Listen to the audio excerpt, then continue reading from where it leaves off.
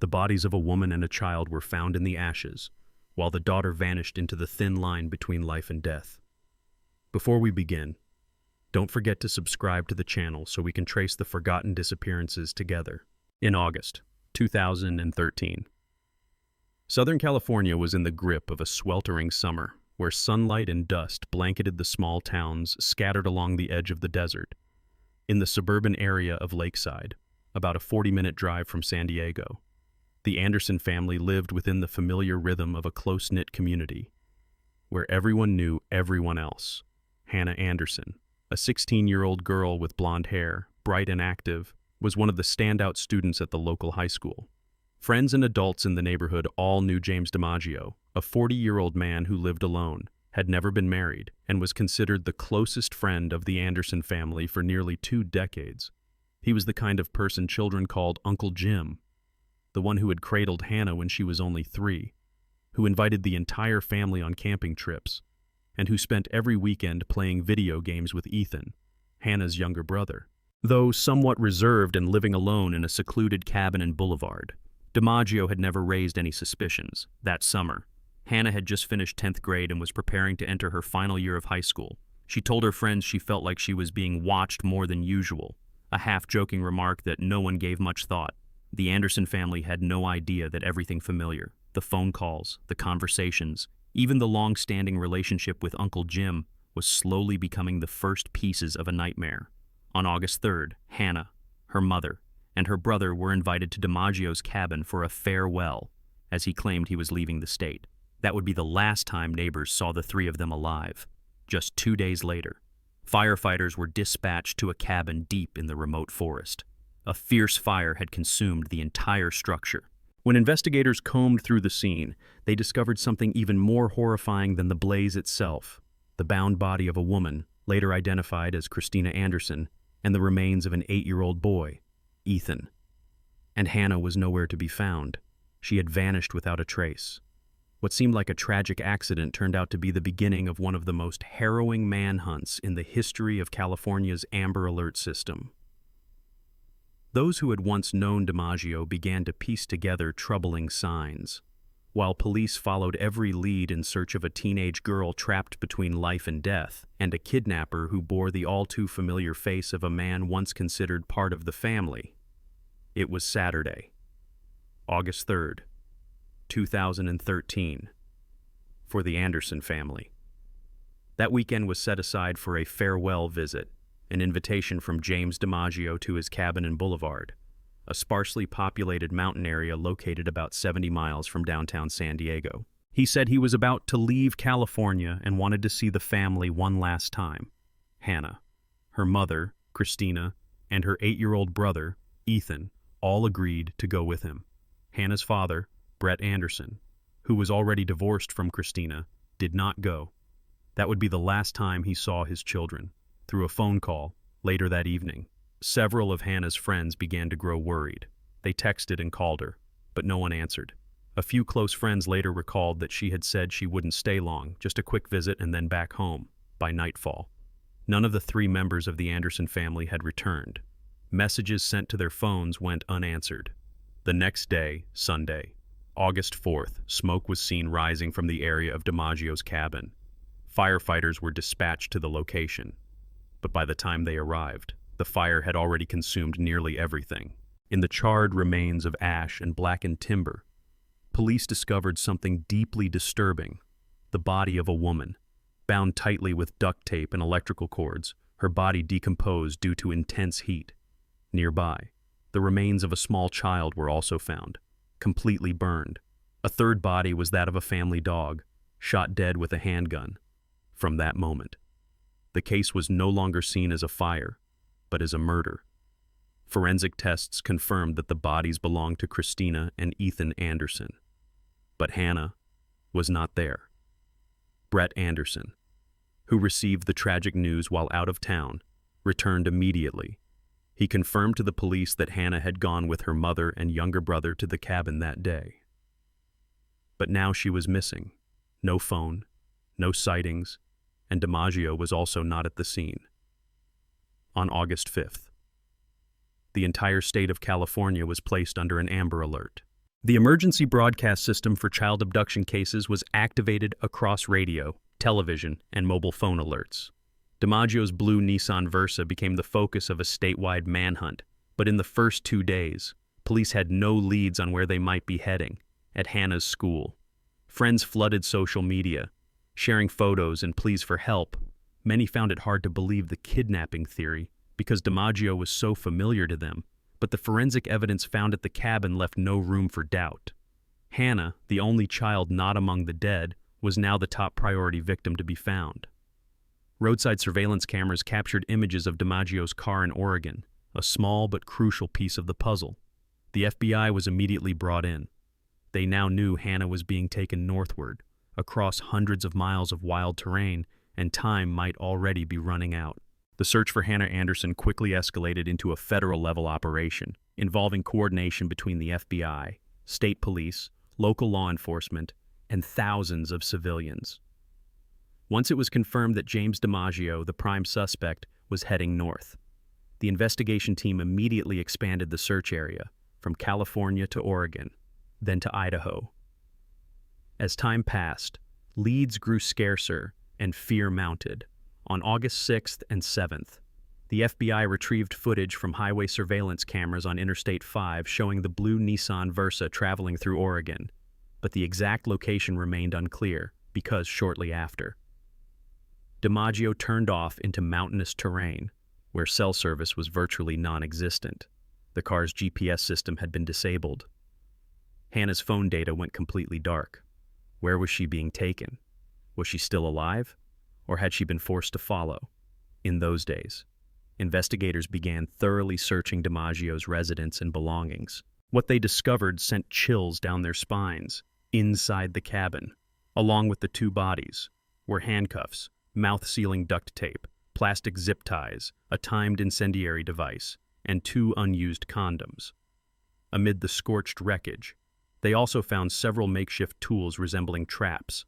The FBI concluded that DiMaggio had planned the incident in advance. Evidence at the scene indicated the cabin had been turned into an automated fire trap designed to destroy all traces. He had prepared not like someone fleeing in haste, but as if this was the final act in a warped dream. On DiMaggio's personal computer, investigators traced emails and handwritten letters to Hannah in which he expressed his concern that the older she got, the further she drifted from him, and that he didn't want to lose her to someone else. At the same time, Hannah's relatives began to speak out. Her father, Brett Anderson, insisted his daughter would never have gone with DiMaggio willingly. He emphasized, "Hannah is a victim. She was taken. DiMaggio killed my ex-wife, killed Ethan, and kidnapped my daughter. There is no debate about that." Public sentiment also began to shift. Earlier text messages between Hannah and DiMaggio had sparked controversy, but the FBI concluded there was no evidence suggesting she had gone with him of her own volition. The turning point came on August 7th, when 2 horseback riders, Brett and Mike, were out in the remote Idaho wilderness and encountered a middle-aged man and a blonde girl, carrying large backpacks and a makeshift tent. They spoke for a few minutes. The man said he was taking his daughter camping to get away from phones. But as soon as they left, Mike contacted the police. The way he looked at the girl, the way she didn't say a word, it was all wrong. He later recalled, the FBI received the tip, and from there, the rescue mission began. The hostage rescue team was deployed to Idaho, along with Black Hawk surveillance helicopters. From the air, they used thermal cameras to scan the Moorhead Lake region, a mountainous forested area dozens of miles from the nearest settlements, where there was no cell signal and access was only possible via narrow trails over deep streams and thick woods. On August 10th, after pinpointing the exact location of DiMaggio's tent, the Special Forces team prepared their approach. They knew Hannah could be under his control, and any reckless move might put her life at risk. DiMaggio was believed to be armed. The approach was carried out in silence. The team advanced from 3 directions, hundreds of meters away, using binoculars, sniper rifles, and silent radios, according to the official report. As the team closed in, DiMaggio spotted them and opened fire first. A burst of return fire followed instantly. He was shot dead on the spot. In the chaos of those few minutes, Hannah was pulled to safety, still alive, in shock, but not seriously injured. That night, she was airlifted to the nearest hospital for evaluation, before leaving. She asked one question that made the whole team pause. "Is he dead?" When told he was, she replied, "Good." The FBI later confirmed Hannah was a victim, held against her will. With no chance of escape had the rescue not arrived in time. The case officially closed after a week-long pursuit, an intense battle of wits between the darkness of the wild and the light of justice. The Hannah Anderson case never went to trial. There was no litigation, no sentence handed down, because the sole suspect, James Lee DiMaggio, was killed at the scene during the rescue, but that did not mean the justice system stood still. In the weeks and months following the incident, a flurry of questions arose, from the true motive to the legality of the shooting, and even matters involving DiMaggio's property and inheritance. Immediately after DiMaggio's death was confirmed, the FBI and Idaho State Police launched an internal investigation into the shooting. The federal prosecutor's office in Idaho announced that, after reviewing the entire scene, witness statements, and footage from surveillance equipment, they concluded that the rescue team had acted reasonably, with control, and in accordance with a life-threatening situation. DiMaggio was found to have fired first, forcing the response team to return fire to protect both Hannah and themselves. As a result, no charges were brought against any of the agents involved in the rescue, although there was no suspect left to prosecute. The case files were fully completed in the federal court system. The incident was recorded under the name United States v. James DiMaggio, listing in detail the full sequence of criminal acts: murder, kidnapping, use of incendiary devices to destroy property and commit murder, unlawful interstate transport of a person, and possession of firearms in the commission of a violent act. Another legal aspect sparked public controversy, namely, a life insurance policy worth $112,000. This asset had originally named Hannah's grandmother as the legal beneficiary. However, after DiMaggio's death, his family filed a request for DNA testing, raising the suspicion that DiMaggio might have been the biological father of Hannah or Ethan. The intent behind the request was not only to determine paternity, but also to potentially claim inheritance rights if a blood relationship was confirmed. The Anderson family responded strongly. Brett Anderson called the proposal completely inappropriate and cruel, as it cast doubt on the relationship between his daughter and the man who had murdered her mother and brother. Ultimately, the DNA testing request was withdrawn, and no examination was conducted. The insurance funds were frozen during the investigation, and it remains unclear whether they were ever dispersed according to DiMaggio's original wishes. During this time, the FBI continued to examine the electronic devices left behind by DiMaggio, including his personal computer, phone, and external hard drives. They uncovered signs that he had been monitoring Hannah on social media, storing numerous personal photos, and even printing maps of the Idaho wilderness weeks before the abduction occurred, revealing that the plan had been set in motion well in advance. No one could be brought to trial to answer for the crimes, but the investigative documents, collected evidence, and statements from the FBI all affirmed one thing: DiMaggio was the sole perpetrator, and his death not only closed the case, but prevented an even greater tragedy. Yet the story did not end in peace.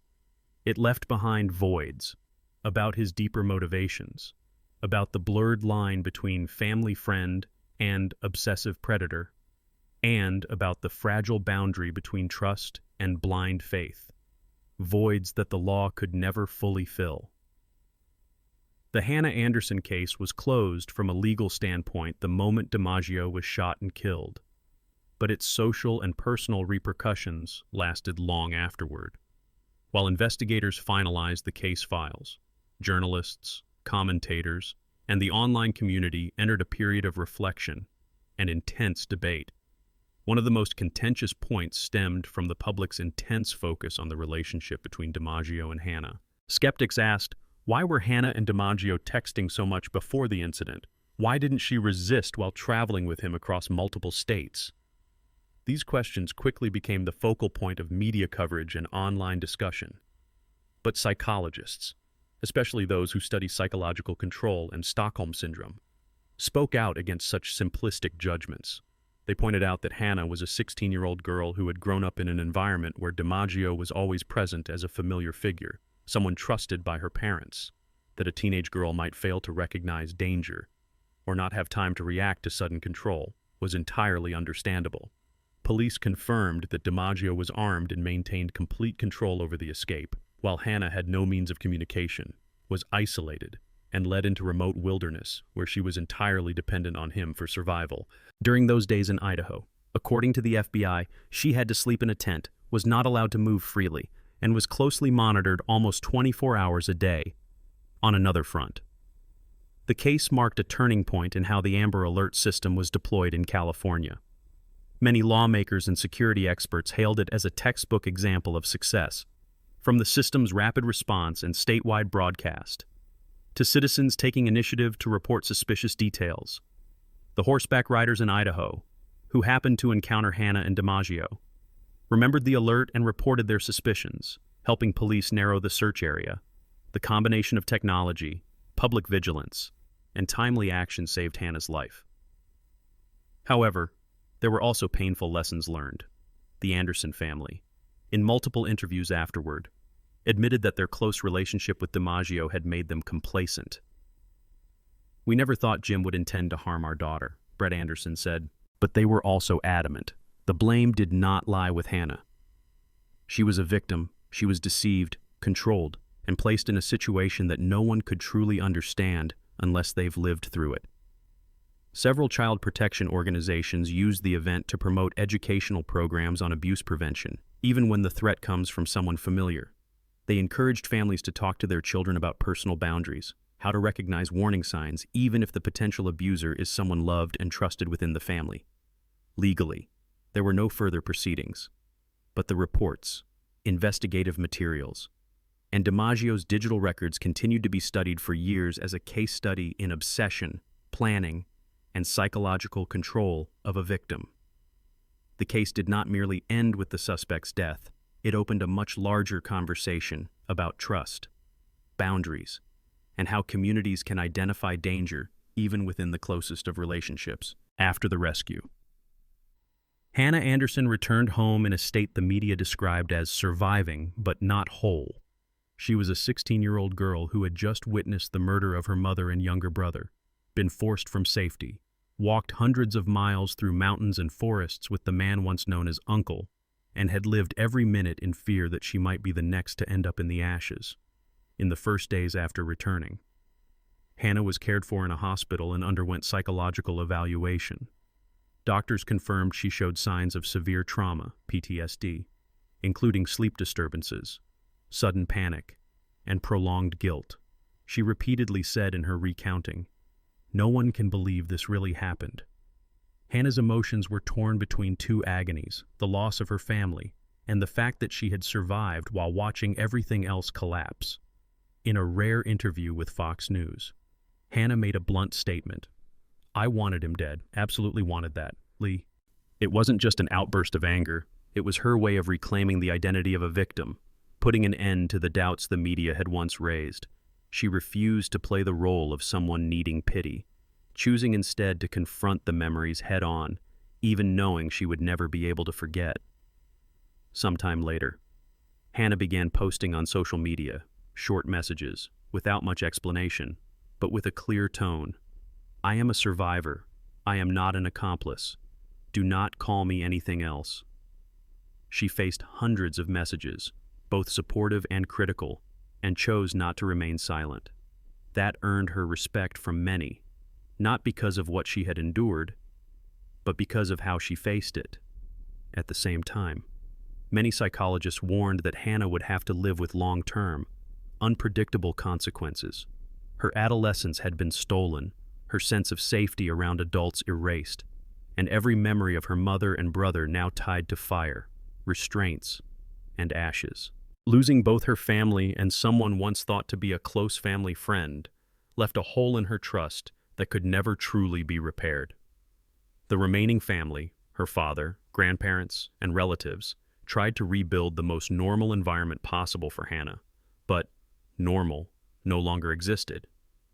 She didn't return to her old school, didn't appear often in public, and according to later sources, she left California, putting distance between herself and the place bound to every painful memory. a few years later. Hannah Anderson's name resurfaced in educational materials about abduction prevention, as proof that victims aren't always easy to recognize. Many organizations began using her case as a starting point for training programs on identifying threats from familiar people, aimed at helping children and teens understand boundaries, how to speak up, and when to be suspicious. Hannah never became a public figure. She didn't write a memoir, didn't produce a documentary, didn't accept long-form interview invitations, and that, in itself, made many remember her as the silent survivor, a girl with a young face, but eyes that carried something no one could name. The story of Hannah Anderson, with all its pain and resilience, was never just the story of a week or a month. It became a scar, and with each passing year, the lines only grew clearer that survival isn't just about escaping death, but learning how to keep living with memories that have no exit. The cabin in Boulevard, where everything began, is now nothing more than a barren patch of land, no signpost, no memorial, and no one who wishes to set foot there. Once a familiar place for the Anderson family, once filled with children's laughter, it has become a void of ashes and unanswered questions. It is like a burn mark in the California desert, covered by sand and wind, yet never healed. The tent DiMaggio set up in the Idaho forest is also gone. But the image described by the agents, a girl sitting with her knees pulled to her chest, silent, in the freezing pine woods, her eyes lost in the dark, remains one of the most haunting symbols of this case. It was not the image of a rebellious teen, not a story of consent, as some once speculated. It was the portrait of a victim whose childhood was stolen, whose trust was betrayed, and who had to witness it all just to hold on to one thing, her life.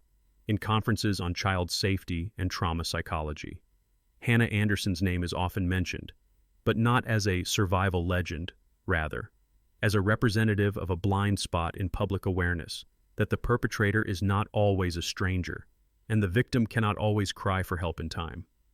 The final image the public remembers is of the girl being lifted onto a helicopter, hair tangled, wearing a soot-gray shirt, clinging to the agent's hand, as if letting go would mean falling into emptiness. That scene lasted only a few seconds on the news, but for those who understood the story, it was the sharpest cut, a girl leaving childhood behind through a road no one should ever have to take.